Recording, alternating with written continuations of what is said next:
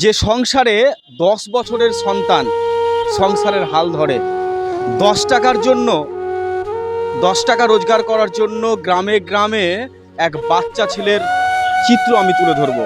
শামশেরগঞ্জের দেবীদাসপুর গ্রামে বিশুর ছেলে গ্রামে গ্রামে হকারি করে, ক্লাস 7-এও পড়ে।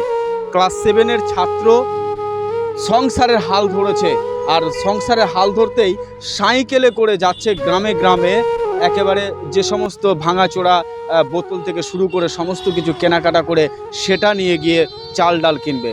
এই কোথায় বাড়ি বাবু তোমার? কোথায় বাড়ি? হ্যাঁ, কোথায় বাড়ি? দারুণ চালাচ্ছো গাড়ি। কোথায় বাড়ি তোমার বলো? চিন্তাপুরিয়া গ্রামে গ্রামে যাও, গ্রামে হকারি করো, স্কুল যাও, স্কুলে যাও। বাহ, সোনা ছেলে গো, স্কুলে যাও। কি নাম তোমার?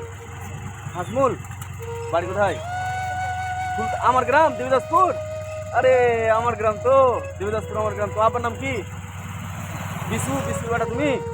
আচ্ছা, স্কুলে যাও, বাস স্কুল যাও ভাই। হ্যাঁ, আর কোন গ্রাম যাবা? এখানে চিম্পাকুড়িয়া। আচ্ছা, ঠিক আছে। টাকার জন্য 10 টাকা রোজগার করার জন্য গ্রামে গ্রামে এক বাচ্চা ছেলের চিত্র আমি তুলে ধরব। শামশেরগঞ্জের দেবীদাসপুর গ্রামে বিশুর ছেলে গ্রামে গ্রামে হকারি করে, ক্লাস 7-এও পড়ে। ক্লাস 7-এর ছাত্র সংসারের হাল ধরেছে, আর সংসারের হাল ধরতেই সাইকেলে করে যাচ্ছে গ্রামে গ্রামে, একেবারে যে সমস্ত ভাঙাচোরা বোতল থেকে শুরু করে সমস্ত কিছু কেনাকাটা করে সেটা নিয়ে গিয়ে চাল ডাল কিনবে। এই বাজারে, মূল্যদ্রব্য বৃদ্ধির বাজারে, একজন 7ম শ্রেণীর ছাত্র সংসারের হাল ধরেছে। সেই চিত্র দেখাবো দেবীদাসপুরের বিশুর ছেলের।